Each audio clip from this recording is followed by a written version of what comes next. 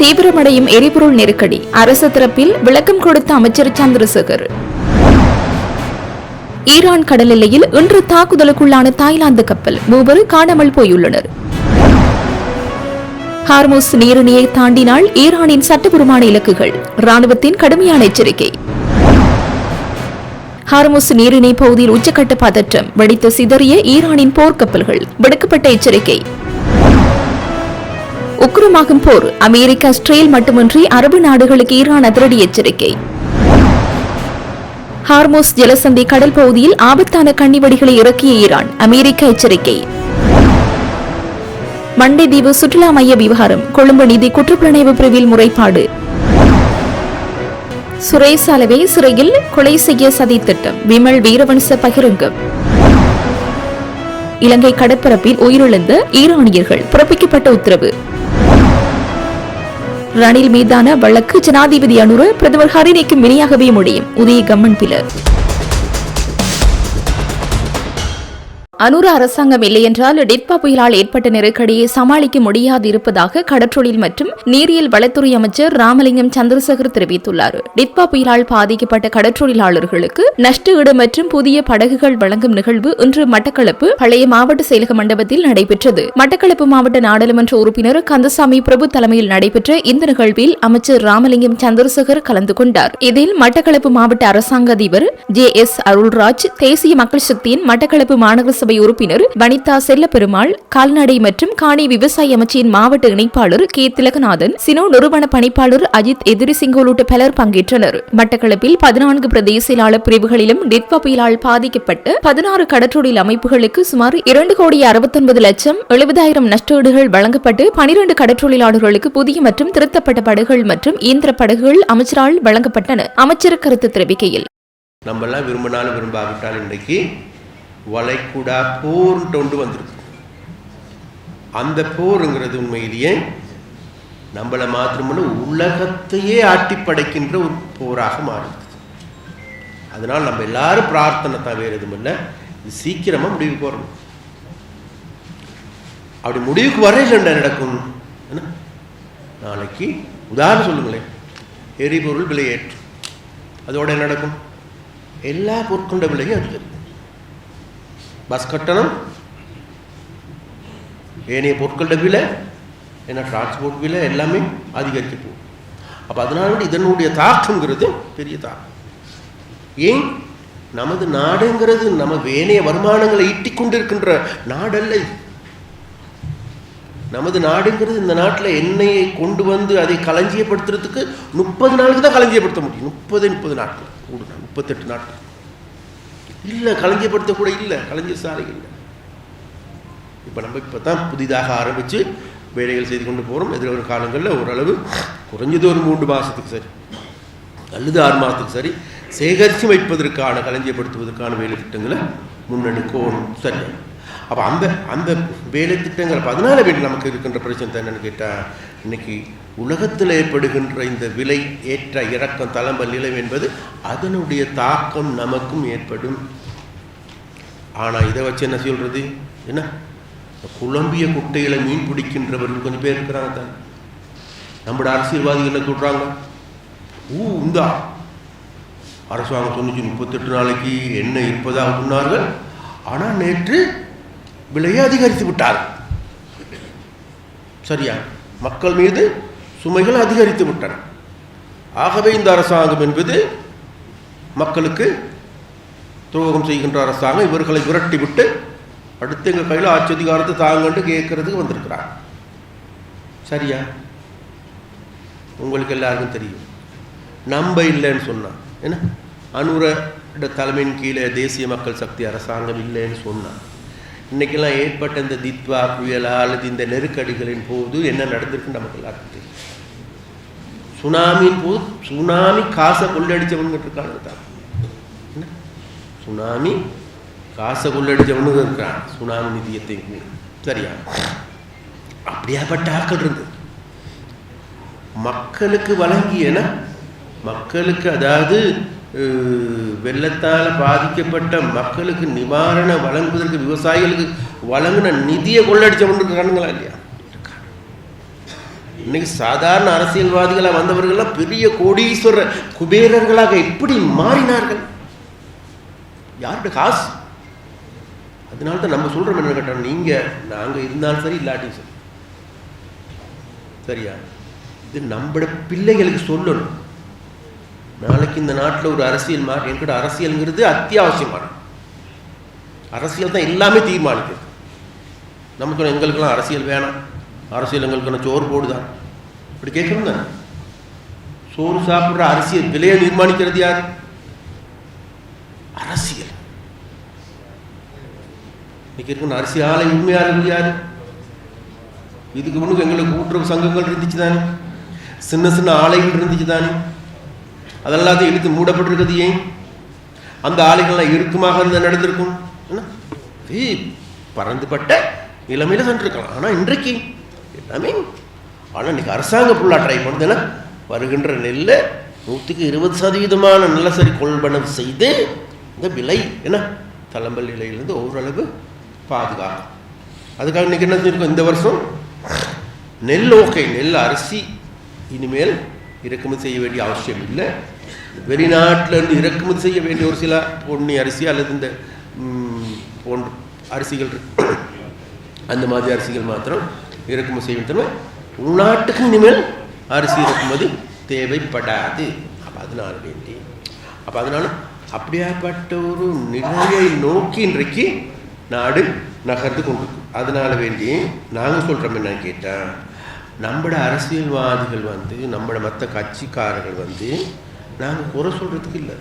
ஏன்னா அவர்களுக்கு தெரியும் இன்றைக்கு மக்கள் மத்தியில் கேட்கின்ற பொழுது பார்க்கின்ற பொழுது மக்களுக்கு தெரியும் இன்னைக்கு இந்த எரிபொருள் விலைன்ற அதிகரிப்புக்கான காரணம் என்ன. நம்ம மாத்திரம் அதிகரிச்சிருக்கோம், உலகம் எல்லாத்து நாட்டிலும். இந்தியாவில் எத்தனை நாள் கலஞ்சியப்பட்ட முடியும்? பிரான்ஸில் நம்ம வேறு உலகத்தில் பெரிய நாடுகள் சொல்லுகின்றோம். அமெரிக்கா வேறு எதுவும் உலக நாடை கொள்ளடிச்சு சேர்த்து கொண்டு இருக்காங்க தவிர என்ன தாங்கள் நாட்டில். அப்போ அதனால வேண்டிய அப்படியாப்பட்ட ஒரு நிலைமைகள் இருக்கு.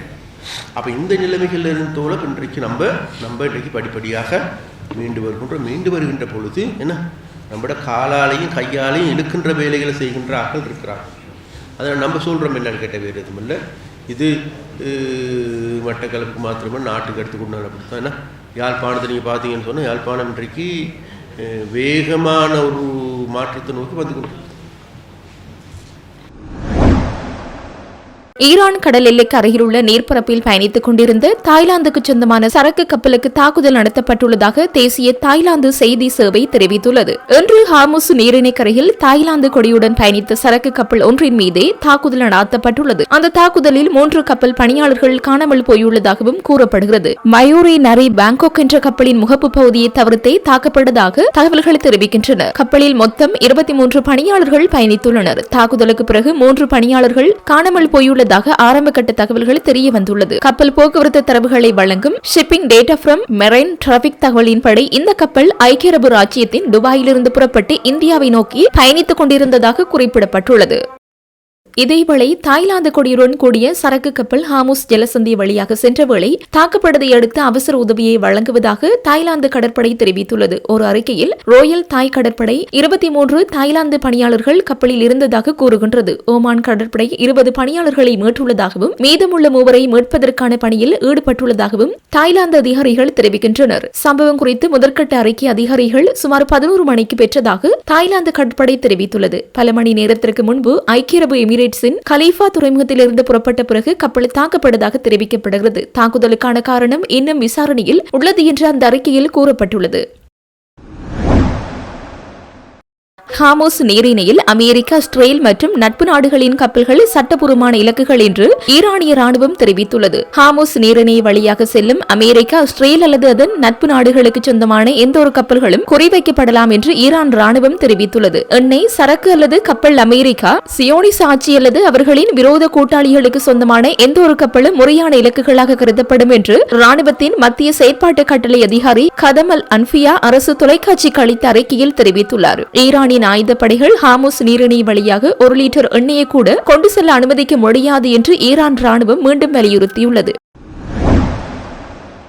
ஈரான் மீது அமெரிக்கா இஸ்ரேல் இணைந்து மேற்கொண்டுள்ள தாக்குதலில் ஈரானின் 44 போர்க்கப்பல்கள் அளிக்கப்பட்டதாக அமெரிக்கா தெரிவித்துள்ளது. இந்த நிலையில் கடலில் கன்னிவடிகளை பதிக்கும் 16 ஈரான் கப்பல்களை தாக்கி அழித்ததாக அமெரிக்க ராணுவம் அறிவித்துள்ளது. ஹோமோஸ் நீரிணை அருகே 16 கன்னிவடி பதிக்கும் கப்பல்கள் உட்பட பல ஈரான் கடற்படை கப்பல்களை தாக்கி அழித்துள்ளதாக அமெரிக்க ராணுவ மத்திய கட்டளை பிரிவு தெரிவித்துள்ளது. எனவே ஈரான் இதுவரை இல்லாத அளவில் கன்னிவடிகளை ஹோமோஸ் நீரிணையில் வைத்திருக்கின்றது. இது தவிர ஈரானிடம் 2000 தொடக்கம் 6000 வரை நவீன ரக கன்னிவடிகள் இருக்கலாம் எனவும் எச்சரித்திருந்தது. மசகு எண்ணெய் விநியோகத்தில் 20% நடைபெறும் ஹோமோஸ் நீரிணை கடல் பகுதியில் ஈரான் கன்னிவடிகளை வைத்திருந்தால் அதை உடனடியாக அகற்ற வேண்டும் என்றும் தவறினால் முன்பு கண்டிராத அளவில் தாக்குதல் நடத்தப்படலாம் என்றும் அமெரிக்க ஜனாதிபதி ட்ரம்ப் எச்சரித்திருந்த நிலையில் 16 கன்னிவடி படகுகள் அளிக்கப்பட்டுள்ளன. மத்திய கிழக்கில் போர் நிலைமை உக்கிரமடையும் நிலையில் அரபு நாடுகளில் உள்ள அமெரிக்கா மற்றும் இஸ்ரேல் வங்கிகள் நிதி நிறுவனங்களை குறிவைத்து தாக்குதல் நடத்தப்படும் என்று ஈரான் கடுமையான எச்சரிக்கையை விடுத்துள்ளது. பொதுமக்கள் இந்த இடங்களை விட்டு விலகி இருக்க வேண்டும் என்று ஈரான் அறிவித்துள்ளதாக இந்திய ஊடகம் செய்தி வெளியிட்டுள்ளது. இதனால் போர் மீண்டும் உக்கிரமாகியுள்ளது. ஈரான் மீது அமெரிக்காவும் இஸ்ரேலும் தொடர் தாக்குதலை நடத்தி வரும் நிலையில் இதற்கு ஈரானும் பதிலடி கொடுத்து வருகின்றது. இஸ்ரேல் அமெரிக்காவின் பாதுகாப்பு படை தளங்கள் உள்ள சவுதி அரேபியா, ஐக்கிய அரபு அமீரகம், கத்தார், பஹ்ரைன் உட்பட பல நாடுகள் மீது ஈரான் தாக்குதல் நடத்தி வருகின்றது. இந்த நிலையில் ஈரானில் உள்ள முக்கிய வங்கியின் மீது தாக்குதல் நடத்தப்பட்டுள்ளதாக கூறப்படுகின்றது. இதனால் கோபமடைந்த ஈரான் குறித்த எச்சரிக்கை விடுத்துள்ளதாக தெரிய வருகின்றது. ஈரான் தலைநகர் தெஹ்ரானில் காதகம் அல் அன்பியா என்ற பெயரில் ராணுவ தலைமையகம் செயற்பட்டு வருகின்றது. இந்த தலைமையகத்தின் செய்தி தொடர்பாளர் இப்ராஹிம் ஜோல்பாஹ்ரி அமெரிக்கா, இஸ்ரேல் மட்டுமின்றி அரபு நாடுகளுக்கு இந்த எச்சரிக்கையை விடுத்துள்ளார் என செய்தி வெளியாகியுள்ளது. உலகின் மிக முக்கியமான எரிசக்தி மையங்களில் ஒன்றான ஹார்முஸ் ஜலசந்தி கடல் பகுதியில் ஈரான் ஆபத்தான கன்னிவடியை வைத்துள்ளமையால் அமெரிக்கா பெரிய பொருளாதார நெருக்கடியை சந்திக்கும் என்று எச்சரிக்கப்பட்டுள்ளது. அமெரிக்கா உள்ளிட்ட மேலை நாடுகள் பெட்ரோல், டீசல், கேஸ் உள்ளிட்டவற்றுக்கு வளைகுடா நாடுகளை நம்பியுள்ள நிலையில் ஹார்முஸ் நீரிணையை தாண்டிய இடத்தில் கன்னிவடிகளை வைத்துள்ளதாக வெளிநாட்டு ஊடகங்கள் தெரிவிக்கின்றன. எனவே ஈரான் இதுவரை இல்லாத அளவில் கன்னிவடிகளை ஹார்முஸ் நீரிணையில் வைத்திருக்கின்றது. இது தவிர ஈரானிடம் 2000 தொடக்கம் 6000 வரையான நவீன ரக கன்னிவடி இருக்கலாம். எனவே ஹார்முஸ் நீரிணை என்பது மரண பள்ளத்தாக்காக மாறி இருக்கின்றது. ஒரு சொட்டு கச்சா எண்ணெயை கூட இந்த வழியாக வெளியில் செல்ல அனுமதிக்க மாட்டோம் என்று ஈரான் எச்சரிக்கை விடுத்துள்ளதாகவும் கூறியுள்ளது. இந்த நிலையில் ஹார்முஸ் ஜலசந்தியில் வைக்கப்பட்டிருக்கும் கன்னிவடிகளை உடனே அகற்ற வேண்டும். இல்லையெனில் ஈரான் இதுவரை பார்க்காத ராணுவ நடவடிக்கை எதிர்கொள்ளும் என்றும் அமெரிக்க ஜனாதிபதி டொனால்ட் ட்ரம்ப் எச்சரித்துள்ளார். 2025 ஆண்டு வேலணை மண்டைதீவு சுற்றுலா மையத்தின் உருவாக்கலில் அரசு நிதியை துஷ்பிரயம் செய்ததாக கூறப்படும் அரசு உயரதிகாரிகளுக்கு எதிராக கொழும்பு நீதி குற்றப்புலனாய்வு பிரிவில் முறைப்பாடு செய்யப்பட்டுள்ளது. வேலணை பிரதேச சபையின் உறுப்பினரும் தீவக முன்னேற்ற கழகத்தின் தலைவருமான சுவாமிநாதன் பிரகலநாதனால் இந்த முறைப்பாடு இன்று பதிவு செய்யப்பட்டுள்ளது. மண்டைதீவில் சுற்றுலா அமைச்சினால் அமைக்கப்பட்ட எக்கோ டூரிசம் திட்டம் தோல்வியடைந்த அன்றிருந்தே அரசு அதிகாரிகளை காரணம் என குற்றம் சாட்டப்பட்டு வரும் நிலையில் குறித்த முறைப்பாடு பதிவு செய்யப்பட்டுள்ளது. குறித்த முறைப்பாட்டில் அன்றைய யாழ் மாவட்ட அரசாங்க அதிபராக இருந்த நாகலிங்கம் வேதநாயகன், அன்றைய காலப்பகுதியில் வேலணை பிரதேச செயலாளராக இருந்த சுகுணாரதி தெய்வேந்திரம் மற்றும் சோதிநாதன் ஆகியோரால் வேலணை பிரதேச செயலகத்திற்கு சுமார் 77 மில்லியன் ரூபாய் இழப்பு ஏற்பட்டுள்ளதாக சுட்டிக்காட்டியுள்ளார். குறித்த முறைப்பாட்டின் பின் கருத்து தெரிவித்த பிரகலானந்தன் கூறுகையில், வேலணையை சுற்றுலா வலயமாக அபிவிருத்தி செய்யும் நோக்குடன் 2016 ஆண்டு மண்டைதீவில் சுற்றுலா அமைச்சினால் அமைக்கப்பட்ட திட்டமே இந்த எக்கோ டூரிசம் திட்டமாகும். இது 77 மில்லியனுக்கும் அதிக நிதி முதலீட்டில் செயலுருவாக்கம்